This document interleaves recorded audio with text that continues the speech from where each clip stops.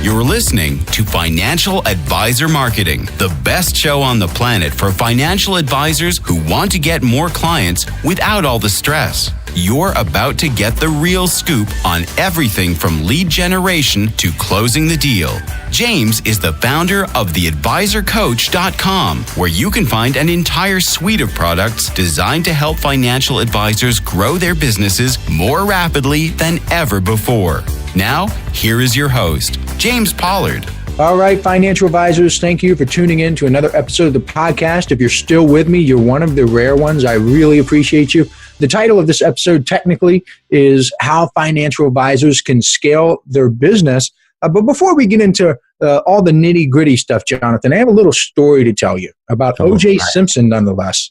So I recently started watching this mini-series called The People versus O.J. Simpson. Have you ever heard of that, Jonathan?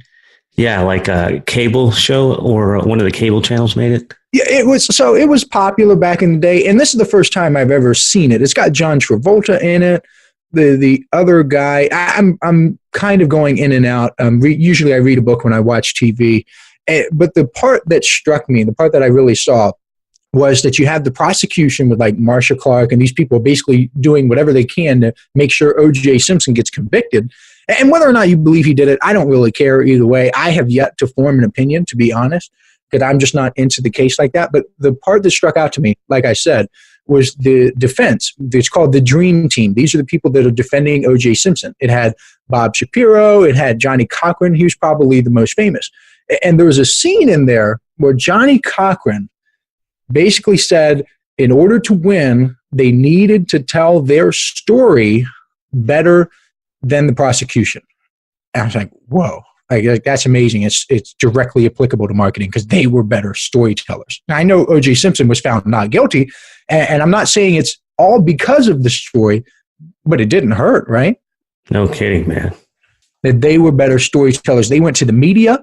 They embraced the media with open arms. I mean, they were resistant to it in the beginning, but the prosecution with Marcia Clark and the other guy, I think it was like Chris Darden, they didn't want to talk to the media, and they didn't want to embrace the media. They didn't want to tell their story. But Johnny Carson was out there hitting up the magazines, the TV stations. He was telling the story, and the results speak for themselves. And I was blown away by that. Man, that is incredible, huh? Change the fate of the world with a story. Yes, exactly. It's not even it's not just financial advisors, everyone, no matter what you're selling. So, hey, I just wanted to share that with you. We're going to get into the nitty-gritty about scaling, and I talk about growing a financial advisor's business and their practice on every single episode. I mean, that's what I do, but I want to focus on scaling because it's getting the most bang for your buck. With the car, it's like getting better gas mileage. The same gallon of gas takes you 35 miles versus like 50 in a Prius. Now, I've never owned a Prius, but people tell me they get good gas mileage. You have a Prius, Jonathan? No, I don't. You're not a Prius driver. No, I imagine that most of my listeners are not Prius drivers either. So we'll get right into it with the scaling. So one good activity that is not scaling is cold calling. Now, I'm not telling you to stop making cold calls, but I want you to recognize that cold calls can't scale. I mean, there are only so many calls you can make in a day. You want to have a marketing strategy that can scale. You know, if you're smiling and dialing, sure, you can reach 20 people a day, 30 people a day, 50 people a day, but you'll never be able to go home and say, wow, my message got in front of 1,000 people today, or my message got in front of 5,000 people today if you're just cold calling. Does that make sense? Yeah, unless, of course, I've got to play devil's advocate, unless you hire like 5 people and have them all calling for you. Yes, that's true. You can do that. And I was recently reading a book that talked about the Wolf of Wall Street, Jordan Belfort. And it was so amazing to me because this guy was off on his yacht and he was doing drugs and all this crazy stuff.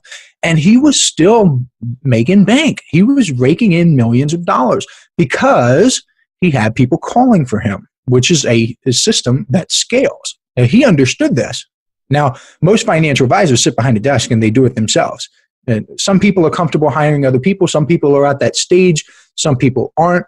It just depends on your own personal situation, but definitely hiring people is the way to do it. You can scale that. But there's an even better way to scale, Jonathan. You don't say. There's a much better way, and it's social media. LinkedIn. Really? Yes, for sure. And I know I've mentioned LinkedIn in the past on some previous episodes. I know I'll continue talking about it in the future, but it's great for scalable growth because if you post a status update, it can reach 5,000 people just as easily as 50 people. And that's scale. No kidding. By the way, all the talk about LinkedIn, I couldn't help myself. I went and bought your LinkedIn product. Oh, wow. Cool. Thank you. I appreciate that. Yeah, good stuff, man. I do good stuff. So I think for you, I think even though it's the smallest part of it, there's a little report in there, 12 mistakes or something like that financial advisors make, and it's applicable to almost everyone. I have to put financial advisors in a little bonus because it draws their attention. I'm being completely transparent here. That's how I do my marketing, but that advice really can apply to everyone. So if you're curious, if you're an insurance agent or real estate agent, that little bonus would be worth the whole thing. And my assistant, actually, she posted some things in LinkedIn groups for financial advisors. She posted one of my articles, like top 10 books for financial advisors, and she just shared it in the group. She was just being nice, wanted to help people. She posted it in like Financial Advisor Magazine group, Financial Planning group, and they've got tens of thousands of people. And when we logged into my website analytics, the day she posted that with the books and just shared it with all the financial advisors, just being totally helpful, the hits and the traffic that got to my website, it spiked by like thousands of people, and that's scale. So my message in my one article that I wrote like a year ago, I'm not even thinking about it anymore.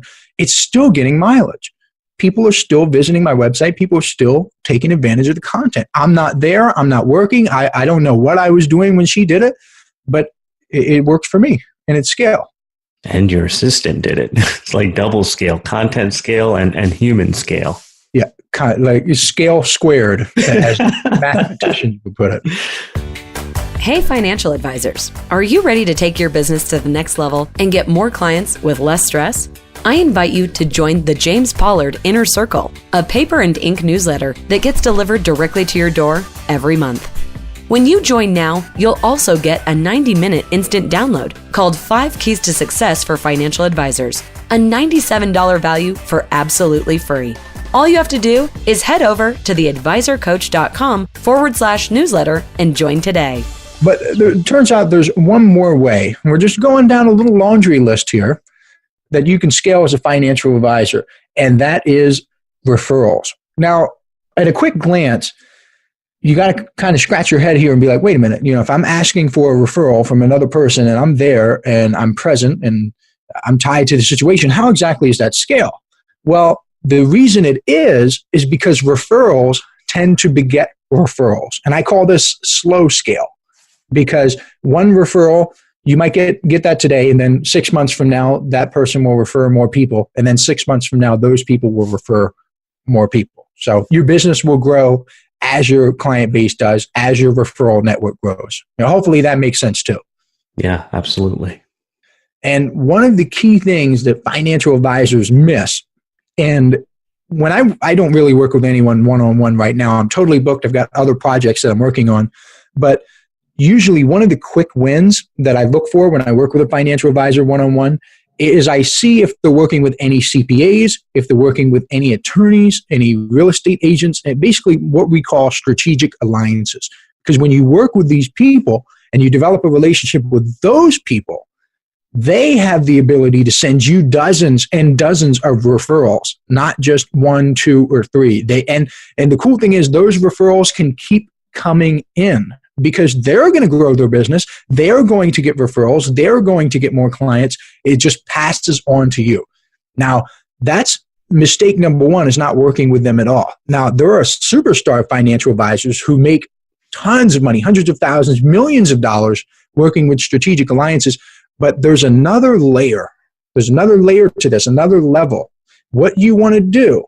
Now, this is valuable information. I'm really giving this away for free. I can't believe it. I'm lured into this trap. So what you want to do is focus on multiple strategic alliances, because most advisors, they get 1 or 2 and they say, I'm good. I've got a relationship with John, or I've got a relationship with Bill or Mary. I'm good. We're just going to work together. We're going to form our own little mastermind or whatever. And they stop. But that's kind of like people saying they only want one source of income. Now you understand this, Jonathan. You have multiple sources of income. That's what you want, right? I want security, baby. I don't want to die.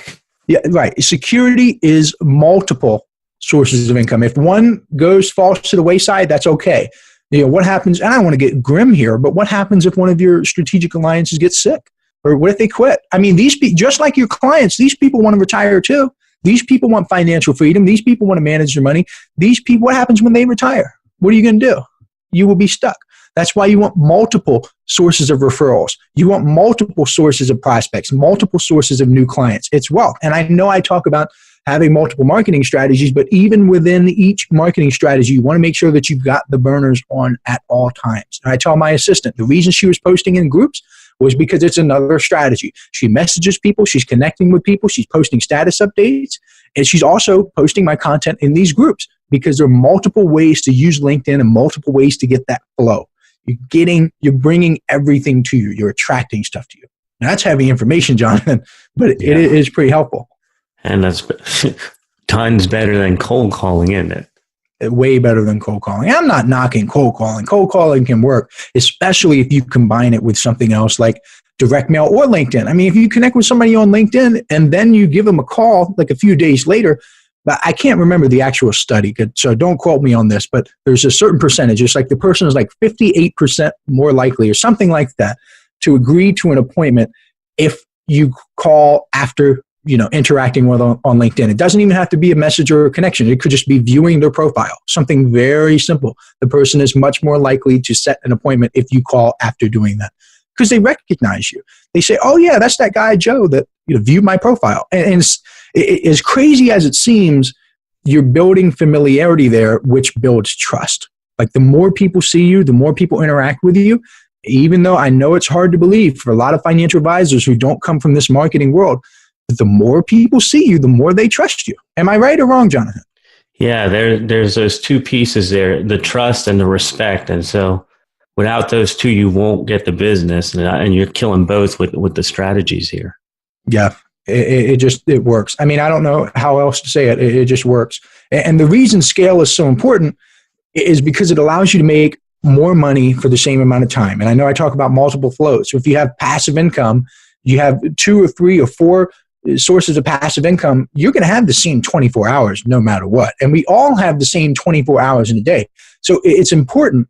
And this is like key. Like if you write down something or you're taking notes, write this down.